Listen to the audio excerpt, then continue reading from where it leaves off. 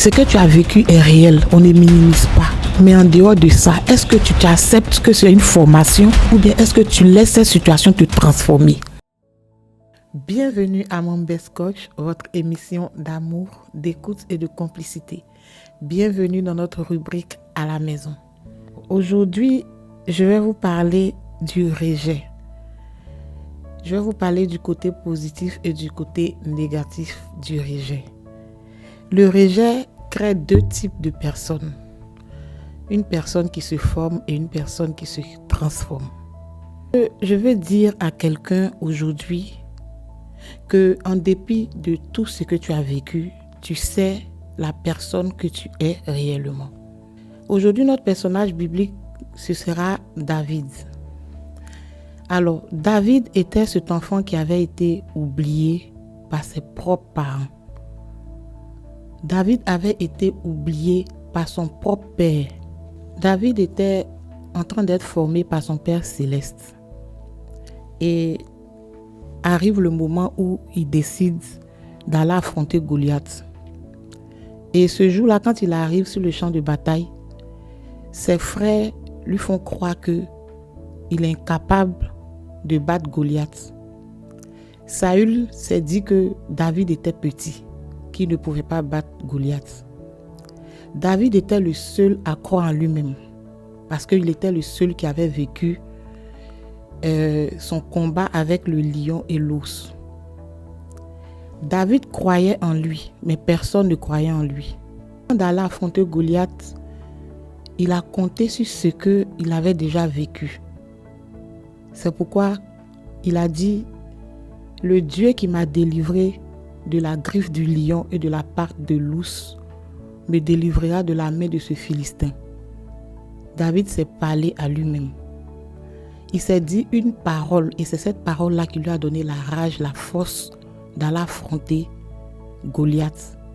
Quand David est arrivé sur le champ de bataille, ses frères ne voulaient pas qu'il parle. Ses frères ne voulaient pas qu'il parle parce qu'ils avaient eux-mêmes peur de se faire tuer par Goliath. Ils ne voulaient pas que David ouvre la bouche parce qu'ils avaient eux-mêmes leur propre peur. À cause de leur propre peur, ils ont failli faire rater à David cette victoire qu'il a eue. Aujourd'hui, moi, je vais dire à une personne, je répète qu'en dépit de tout ce que tu as vécu, tu sais qui tu es réellement. Tu n'as pas besoin de la validation de qui que ce soit pour aller vaincre, pour aller prendre ta victoire. David s'est appuyé sur cette expérience difficile qu'il a vécue dans la brousse, tout seul. Nous tous, on sait ce que c'est qu'un lion. Mais David a été là, tout seul, avec son Dieu, son Père céleste. Pendant que son père biologique l'avait oublié, David est resté avec son Père céleste et il a eu la victoire. Si tu ne sais pas qui tu es, tu vas attendre la validation des autres. Les gens vont se lever pour te faire les choses, pour te dire certaines choses, pour te rejeter, pour te montrer à quel point tu n'as pas de valeur. Mais si tu acceptes que les gens te prennent tel qu'ils te prennent là, c'est-à-dire que tu es en train d'accepter qu'ils te portent un vêtement qui n'est pas à toi. David est parti sur le champ de bataille. Saül voulait lui donner des armes. Ils lui ont donné des vêtements de combat. Il a dit qu'il ne peut pas porter. Il a dit que ça ne lui va pas. Il n'arrive pas à faire ce qu'il a envie de faire. Il a refusé de porter le vêtement que Saül voulait lui donner pour aller combattre. Nous tous, on sait ce que David a utilisé pour aller contre Goliath. Il n'a pas voulu prêter les vêtements d'une autre personne. Il n'a pas voulu attendre que ses frères lui disent que tu peux y arriver. Il n'a pas voulu attendre que quelqu'un croie en lui. Il a lui-même cru en lui-même. C'est pourquoi je dis, en dépit de tout ce que tu as vécu, tu sais qui tu es réellement. La seule différence entre toi et David, c'est que toi, tu attends la validation des autres. Les gens abusent de toi parce que toi-même, tu leur permets de te donner une identité qui n'est pas la tienne, pardon. Parce que si tu connais ton identité comme David connaissait son identité, si tu te parlais à toi-même comme David s'est parlé ce jour-là, tu allais avoir la force que David a eue pour aller vaincre Goliath. Ses frères-là, qui lui disaient que tu ne peux pas te battre contre Goliath là, c'est la peur qui leur permettait de dire à David de se taire. Eux, ils avaient tellement peur qu'ils demandaient à David de se taire. Donc, les gens qui sont en train de te rejeter, là, ils ont leurs propres défis. Ils ont leurs propres complexes d'infériorité qui les poussent à te faire croire que tu n'es personne, qui les poussent à te faire croire que tu ne peux pas y arriver. Il a fallu seulement que David se dise que j'ai déjà eu une expérience avec le Seigneur. Et parce que le Seigneur a été avec moi le jour où j'étais dans la bourse avec le lion et l'ours, il peut encore me permettre de vaincre ce Philistin. Donc il s'est parlé à lui-même. Il a suffi qu'il se rappelle de ce qu'il avait déjà vécu. Pourquoi à chaque fois tu dois te baser sur le fait que tu as été rejeté dans ton enfance ou bien te baser sur le fait que les gens ne t'aiment pas pour échouer dans ta vie, pour permettre aux gens de piétiner toi, enfant de Dieu que tu es.